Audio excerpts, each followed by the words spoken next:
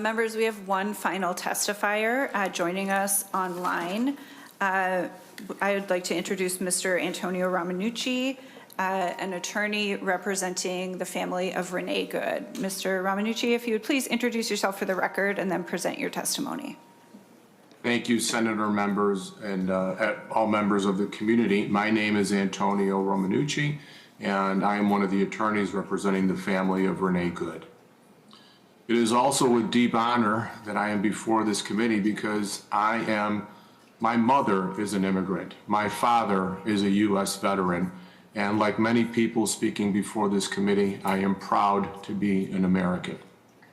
However, I am now speaking to you in the tragic shooting death by federal agents of Renee Good during Operation Metro Surge. We are deeply distressed at these invasions by fellow Americans that have gone well beyond the initial scope of removing criminals. And we were heartbroken this past weekend by the horrific and completely unnecessary shooting death of Alex Preddy by federal agents. We call for the end of immediate false narratives by federal officials about the victims of excessive force by agents, the character assassinations and conclusions about what happened in a situation before an investigation has even started, let alone completed, must stop. In America, our leaders must be held to a standard of truth and responsible speech in the immediate aftermath of tragedies like these. We know that we carry a duty to uphold the civil liberties granted by this country of ours, and that we carry this burden on our shoulders as we move forward on this path to justice and accountability. My contribution today will be to share information about, as well as significant concerns with, the current process to hold federal officers accountable for actions we believe are violations of a person's constitutional rights. I have represented clients in excessive force cases for decades, and I see each case in a way where there are several paths of justice to be pursued. For example, there is criminal justice, civil justice, administrative justice, and even legislative justice. I'll talk more about these momentarily. I was proud to be a part of the civil legal team that worked on historic civil litigation here in Minneapolis in 2020. And we were very pleased by the transparent partnership with both state and local governments in securing justice for the family, but also in creating change, meaningful longer-term accountability to improve policing and community trust in Minnesota. Those types of changes we consider to be administrative justice. Changes in policy or training or removal of officers from the police force would be good examples of administrative justice. We were deeply grateful for the partnership of the city and Minneapolis and the state of Minnesota in the historic George Floyd case, in what of course can be an adversarial relationship when we sue police. Not so in that critical moment a few years back, when civil leaders in Minnesota galvanized and listened to the community's concerns and stepped up to do something about it. And I can tell you with complete conviction that this moment and the municipal leaders' response has been the same. The response by state leaders, including this committee, as well as city leaders, has been of unspeakable value. So I thank each of those leaders and agency for what clearly is listening to the community in an effort to not only create paths of justice for the families of those harmed or killed, but justice for the entire community. Our team has promised to provide transparency and information to the country on what happened to Renee as we continue our independent civil investigation in an aggressive way, but also in an ethical and moral fashion. We want to be the voice of reason for the community that wants to understand what happened and deserves the facts. We need to fully understand the totality of the circumstances on the morning of January 7th, not only looking at the video, but also looking at the intent that was there and looking at reasonable police practices. When there is truth and there are undisputed facts, there is never anything to hide. In our letter to the relevant government agencies, we asked for responsible handling and preservation of evidence, including items and data from the vehicle Renee was driving, records of the agent's declared injuries, his cell phone, Renee's cell phone, and any statements he made about use of force in protesters. Further, at the family's request, we conducted an independent autopsy of Renee's body so that we clearly understood her injuries and her experience in those final moments. We had a highly respected and credentialed forensic pathologist consult for this work and released some of those high-level results, again, to provide transparency and truth to the public, something which we have not had lately. Lastly, we are providing information to the public on what reasonable policing policies and practices are so people can view the video through that lens. For example, it's essential that people understand that even if the agent was in front of the vehicle, placing himself there is considered officer-created jeopardy, where his only means of escape and defense would be the use of deadly force. That's never acceptable.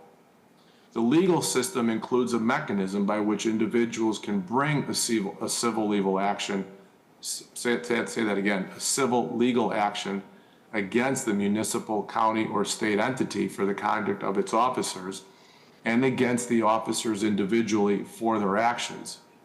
In addition to the administrative justice I just mentioned, the primary outcome of civil litigation is finding ways to make people whole for the injuries they've suffered or for the loss of a loved one. These types of legal claims are made under what is called Section 1983. This was part of the Federal Civil Rights Act of 1871, and it allows for civil lawsuits against state, county, and municipal officers, for example. It is very beneficial in bringing accountability when an officer behaves unconstitutionally. This is considered to be a direct claim against the individual officer and prevents officers from acting with impunity. That accountability faces challenges like qualified immunity in the absence of vicarious liability that stack the deck against accountability. But accountability is still possible in egregious cases. However, legal action under federal law enforcement officers is not currently allowed under Section 1983. Basically, what that means is we cannot sue them directly. And if we do, it's a very uphill challenge. And that's what I'd like to break down for you.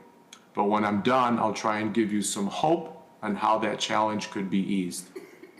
There is no equivalent of Section 1983 for abuses caused by federal law enforcement like ICE or Border Patrol. There used to be. In the 1970s, the court, in a case called Bivens versus 6 unknown named agents, indicated that individuals had a right to sue federal law enforcement officers for violations of constitutional rights.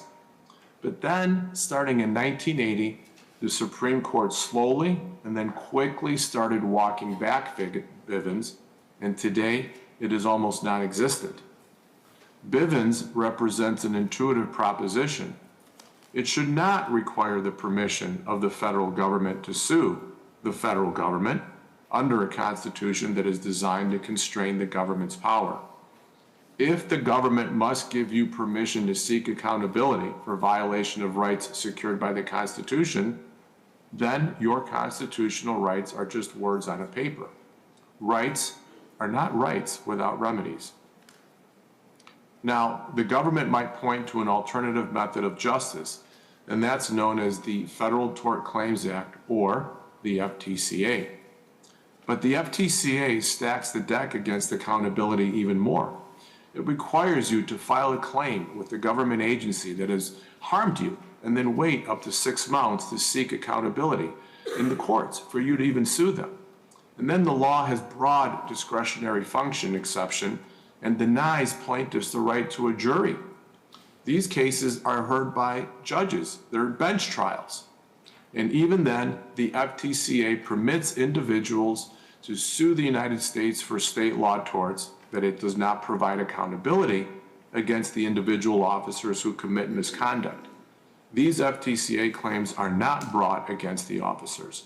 It does not permit you to sue for constitutional violations unless they fit into specific state law torts. Mr. Romanucci, if you could just wrap up in the next minute or two, please. I will. Thank you. Thank you. So one possible way to alleviate this paradox would be for Congress to amend Section 1983 by adding 4 words to allow that federal officers can be sued civilly if their conduct merits. All you have to do to Section 1983 is add "or the United States." However, there is a more important path, and this is for the Minnesota State Legislature. You can pass a bill making it a state law tort to violate the federal Constitution. There is also judicial and scholarly support for this proposition that if a state creates a tort law that mirrors the Constitution, then the exception to immunity may apply to allow the suit against a federal officer to proceed.